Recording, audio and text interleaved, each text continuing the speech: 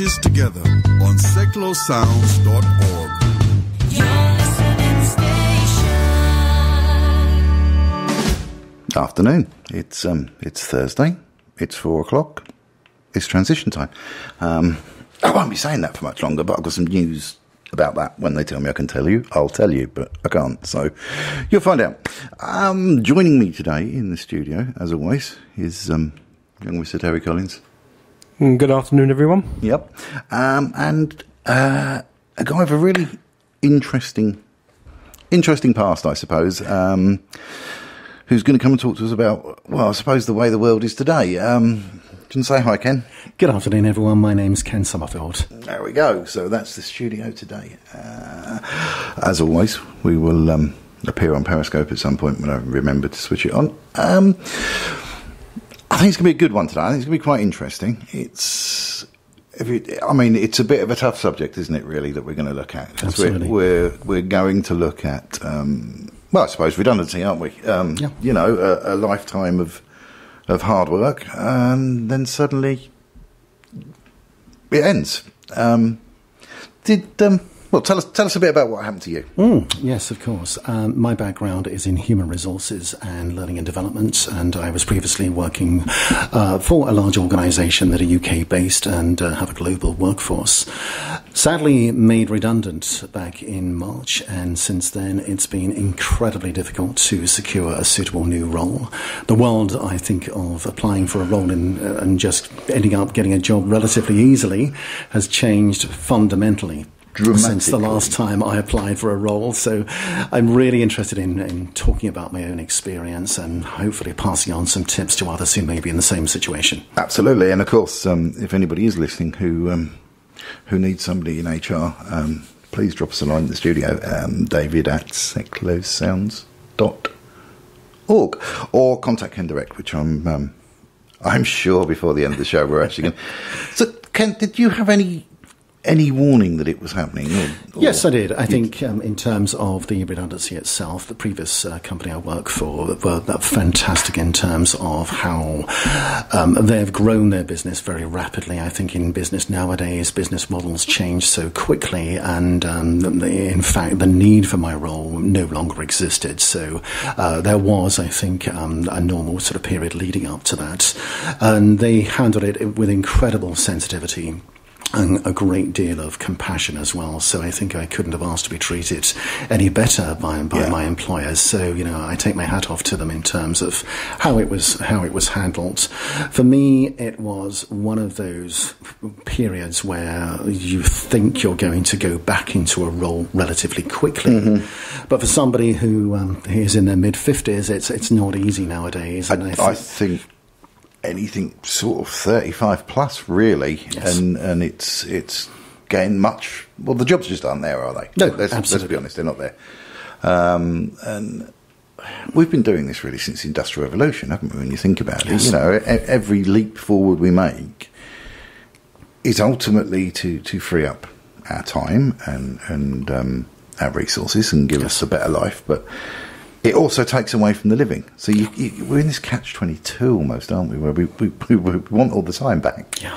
But we also want a job, or at least somebody to pay us to... well, no, I'm not even going down the route of somebody to pay us to not work. That's a whole other show, and it's definitely not what we're looking at the moment. So, I mean, did you find that you kind of expected to be back in work within weeks, and then the weeks came into months, and the months... Yeah, that's very much my own experience. I had done quite a lot of research in the period leading up to my final day of employment, so I think I was as well prepared as I could reasonably have been expected to. My research indicated that it takes between 4 to 8 months to actually get back into work for somebody that is at a middle manager level. And I think you can extend that period by at least another 2 to 3 months for somebody who is deemed to be very experienced and in some senses deemed to be overqualified when they're applying for roles. And I think there's that transitional period where you think it's going to be lots of people expecting you to get back into work fairly quickly, but the reality is when you're submitting a CV, it quite literally disappears into a black hole, and it's very difficult to actually understand why that's happened, why you've not got the call from a recruiter or from an organisation, and then you begin to think, goodness me, I've got to change something because what I'm doing isn't working. Is my CV right? Is there something absolutely. I'm doing that's not... It's weird, isn't it? I mean, we were talking a little bit off air before the show started, and saying that actually at some point you're interviewed by somebody that really does want to give you the job. Yes. And their management level says, yeah, we can interview, we can employ, let's get someone. And then they sort of pass it up to HR, and HR says, no, no budgets, you don't get the gig. Yeah. And that I think that's really scary, isn't it? It is. It's no one's fault. Yes. It's just people aren't hiring at the moment, and we have had, I'm sure Terry will agree with that, quite possibly, it's definitely the longest recession that I can remember. I know we keep saying we're out of recession. Very much, yes. We're not out of it at all. 0.01% growth may right. tick the box and say, yes, you're out of recession, but in effect it just means we buy an extra Mars bar a week, doesn't it? So it's a big in, and of course there is the changing workplace, kind of where I come in really, which is consultancy, and actually companies now don't employ somebody full time. If they only need somebody for a few months of the year or weeks of the year, then that's where they come looking. Yes. And the rest of the year I relax on a beach in the south of... Actually, no, I don't know. If I'm really lucky, I get to sit by Willam Lake, with an ice cream. But And for a change, you go to Caldicott. Yes, yeah. Only if I'm really going to put the boat out, mate. I've got to be a bit careful to not live too much of a life of luxury. The thing consulting has done for me, actually, and this ties in nicely to where I first met Ken, is it's actually given me a chance to. We've discussed this on the show numerous times, and it is kind of the theme of the show. I always end up saying giving back. Giving back's rubbish. We know that's not quite true, but it's the thing that fits. And that's to come back and do some voluntary stuff, some community stuff, and maybe revisit some areas of things that you hadn't done. How are you finding that? I know you do a lot for Worktree, don't you? I do lots for Worktree. I think it's an organisation that's extremely close to my heart. I was actually introduced to Worktree through MKEA, through John Dale, and I know John devotes a huge amount of time, as do many other volunteers, to Worktree, and indeed to many other local organisations that are very much community-based, and it's understanding, I think, where our experience and our expertise is incredibly valued. And it helps, I think, organisations fundamentally fill some of the gaps that exist currently, specifically between the world of education and the world of work, so that people really do begin to understand it's not necessarily just about going to university or gaining qualifications. It's about all of the other skills they're going to need to actually succeed within a workplace setting. There's no point leaving school with 10 A-levels and not a single employability skill. Yes. You're not going to get the job.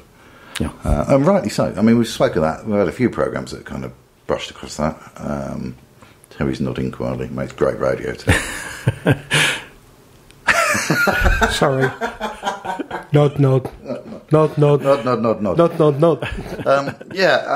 But it is the driving force out there, isn't it? We need to have an employable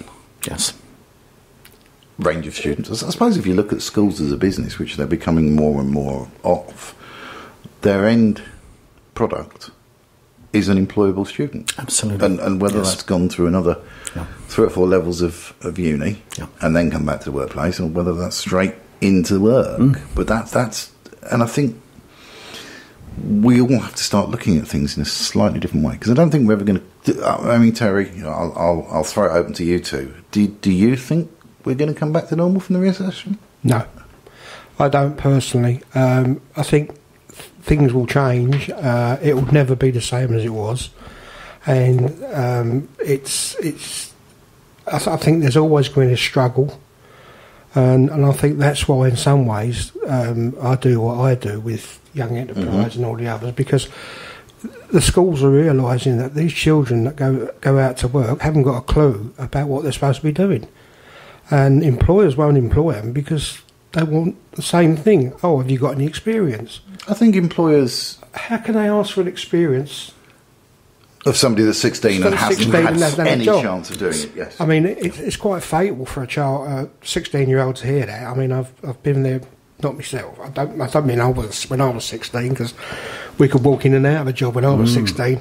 But no, you know, my family have said the same. You know, they go for a job and they say, "Oh, well, I need experience," but you know, going. Can I just say something? It's not funny because I've just got my hand over the mic, just on the. Have you turned me off yet? Not yet, but I'm poised. No, it's not funny. It's actually personal, and it was one of the reasons I actually packed up. I mean, I've been working for myself for absolute years, but I went back into corporate life, if you like, at quite a later date in my life, and I went for an interview for a job. And this job, and it's local in Milton Keynes, and it was a haulage firm. It was a distribution manager, which I was well qualified in. And I went for this job and spoke to the governor. He was more than interested. In fact, he told me he was going to offer the job, and I believed him. Mm-hmm. But I found out afterwards the only reason he put this job up, and he put it everywhere, it went out to all the, you know, is because his son didn't want to run the business. Right. So what he said, his son is basically, oh, well, I'll get someone else. Mm-hmm. And that's what he did. And then his son said, no, I want to run it. And that was a real soul destroyer for someone. I'm like sure, me. to be fair, when he offered you the job, I mean, he absolutely meant it, didn't he? Oh, no, I've no doubts about that. He was adamant, and then his son changed his mind. You know, and if you're listening, I understand. He might be listening, you never know. Because he would remember me. They're in Milton Keynes. Yeah, they're in Milton Keynes. The whole of Milton Keynes. Yeah, and they're quite big. But there you are. So these things, and this is the way things are going now. It's not, you know, as you said, it's not that one person's decision. It has to go somewhere else. And anything can change it. It can change overnight. You know, 1 minute you've got a job, and I don't mean they've told you, but 1 minute you've got a job, and then, you know, the next thing the board makes a decision on something else where budgets have got to be cut, and then you haven't got that job anyway. I remember when I went into the alarm industry. Ooh, that was alarming, wasn't it? It was. Way back, you know, when you used to have to actually install people in suits of armour at the door. Is that when horses... It was, mate, yeah, actually. We just replaced the dinosaur, you know. But anyway, I went into the alarm industry, and it was at a time there was massive change within that industry in particular, and one of the biggest companies, Britannia, kind of disappeared, and they got submerged and eaten up into a few other companies and all the rest of it. Anyway, well, I went for a job 3 times and saw the same bloke who interviewed me, John, if you're listening. Great interviews, mate, but I never did come and work for you. 3 job offers with 3 separate companies from the same person at the same office because they kept changing hands. And each time I went to get the job, on one occasion I even had a start date, and I got a phone call literally the day before saying, you can't have it. Because and it was British Telecom at the time, so it was BT Alarms, not the BT Alarms that exist at the moment, it was British Telecom Alarms. And I think, I could be wrong on this, it was a long time ago, but I think it was Modern Alarms that took them over. Okay. And literally they took them over 3 days before I started. And that was it. There was this, because you've suddenly got an influx of workforce and there's other people around, and it was like, we're not employing anybody. So I'm sat there going, but I've got a letter that says I've got the job. Yeah. And it didn't matter. To be fair, they did actually. They did pay me a couple of weeks' wages while I went and got my old job back, which was much appreciated. Yeah, so I think we'll come back in a minute. There's a lot to get our heads around, and it is quite a heavy subject, but a good one, I think, and one that we should talk about, and that does need to be out there. So. I was saying just before I found this brilliant track, and it was quite a big track in 2014, which was last year. I'm going to see if either of the 2 people here, or anybody listening for that matter, if you are listening, this is Secular Sounds Community Radio for Milton Keynes. I am David Stimpson, and this is, as always, on a Thursday afternoon transition. Tweet me, Periscope me, email me at david@seclosounds.org. If you know who this is,